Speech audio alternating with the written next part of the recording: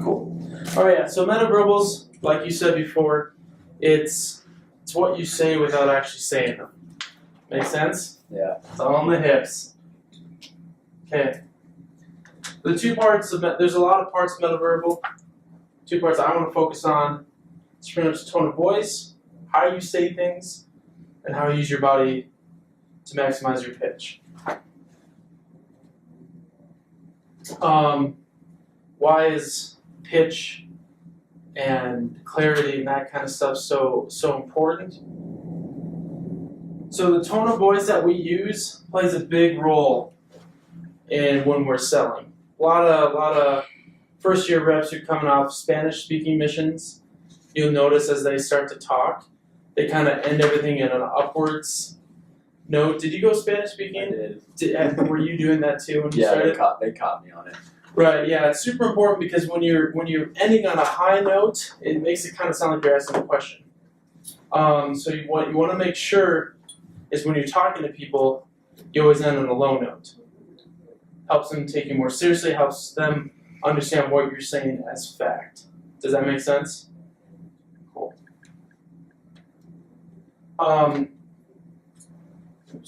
So here's a quote about just the pitch and the tone. Can someone read that for me? You got it. Sorry. We often refuse to accept an idea merely because the tone of voice in which it has been expressed is unsympathetic to us. And then, do you guys know who Nietzsche is? He's an old German philosopher. So this idea of the tone of voice, how we say things, has been around for a long time. And if we can't make our message available for them to understand, they're not going to be wanting to buy from us. A couple more things. So like I said before, the pitch and on the low note, the speed. When you guys are out there, when you first start, you're going to be super nervous, which is fine, which is normal, but you're going to be going a million miles per hour. So you got to learn, slow down, take a breath. And once you get pretty good at this, you're going to want to start speeding up again, because now you're not even thinking about it, just because you're going boom, boom, boom, boom. Hey, real quick, Bryn, in the air, trucks. You want to buy? Yeah. You got to just take a breath, slow down. That's what I have to do when I'm on the doors. Even when we're talking and I can kind of see them maybe become a little confused, I take a step back, I breathe, and I go back into it. I literally do that. It helps them calm down, helps them have enough time to kind of organize what you're saying to them. The volume, I had a wonderful first-year rep last year who was, when he first was knocking, he would just yell at the customer, just yell, "Hey, real quick, with insight," just because he was just nervous, and that's fine. Also, the volume affects the type of person that you're with. That when you knock on a door and you see a little grandma come out, you're not going to want to be, "Hey, grandma, how you doing?" You're going to be nice and soft with her. "Hey, how you doing? Name's Bryn. I'm in the area. Have you been seeing my trucks? Okay, you have, great." Nice and soft and easy. You want to adapt each one of these to the people you're dealing with on the doors. And you'll kind of learn quickly once you're on the doors more often what you need to do. Does that make sense? Okay, cool. So with body language, the second part, can I have you read this? Yeah. When the eyes say one thing and the tongue another, a practiced man relies on the language of the first. Right. What does that mean? I think it means sometimes we lie with our eyes, but we're saying something with our mouth, but we can still be lying. Right. So even if when you're telling the truth, if you're kind of like looking down and like kind of, going like this, people aren't going to trust you. Hey, yeah, like I said before, if I can get you on tomorrow, I'll do it for real cheap. It just doesn't feel right. You know what I mean? Because it's the body language tells us so much about what a person is saying. And so when you're at the door, you want to be, in a side angle, not too big in front. That's important for us big guys, so we don't intimidate. It also allows them to have the way to see past you. It makes you a lot less threatening. When you're talking to someone, look them in the eyes. and keep their contact. Does that make sense? Okay, any questions so far? I'm kind of rolling through this. We're gonna do a lot of practicing afterwards. Just a comment from the last slide. Oh, yeah. What was it? I think it's on 24. Yeah, let me go back here. Speak.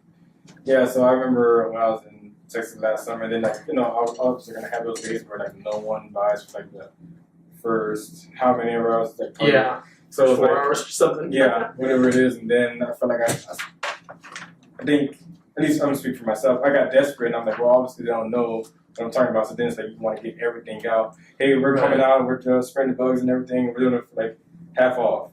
Just do it real fast before they slam the door. Because a lot of people would just be like, oh no, I already know you're a salesman. They're probably the fourth salesman or fifth salesman you've seen that week.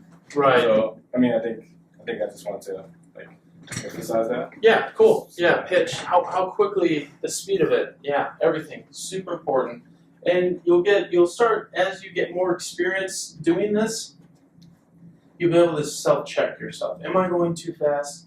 Am I yelling? Am I ending on that high note, which makes me sound like I'm asking a question all the time? And that's why also we do role plays to kind of help each other, gauge each other where we're at. We good? The reason why you want to use body language is because it helps illustrate what we're selling. What we're selling is pretty much an invisible product. The technician comes and he leaves and you really can't tell anything that was done. So when you're talking about the service, you really want to act it out. It helps them paint a picture of what's going to happen. It makes it more tangible for them. Because most people are more likely to buy a product than a service. And so by acting it out and illustrating it, it helps them visualize it and buy it as if it was a product. So for example, if I'm talking about the ease of the home, just real quick, we got this long pole swab tip on the end of it. What we do with that, Mr. Customer, is we literally wipe down the exterior of the house.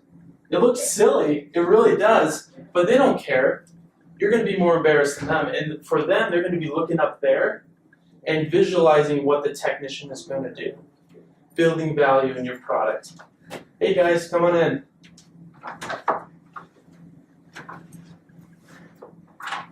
Nodding your head, that's another big key. When you want someone to agree with you, you nod your head first. So for example, when I'm in my intro, hey, real quick, my name's Bryn, I'm with Insight. I'm sure you've been seeing our trucks in the area, right? Yeah. Cool, it just helps them to say yes. And the more times they say yes, the more comfortable they are with the service. Using your hands as if they were bugs. Before, I'd never really done this, but Logan Lefebvre, he's really good at this, and I learned a lot from him. What he does, he talks about where the bugs get underneath, and how the bugs go inside of the house. He uses hands to do this. And I did that a few times on the doors after he showed it to me, and people are like, ooh, I don't want that.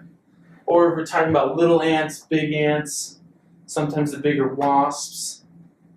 Yeah. Yeah, one of the ones that Tom was explaining to me that he says he uses every time is he talks about how the ants reproduce in the wall voids. Oh, let's And see this. I'll start out talking like this, or their nest will start building. Come up here and do that today. Alright, so yeah, that's good. I've never seen that.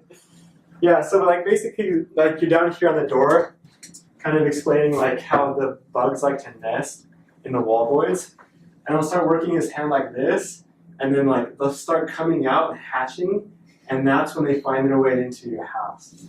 And so it's just a different story, just people get so into it when they see that coming out. Yeah, that's gross. Ugh. No one likes that.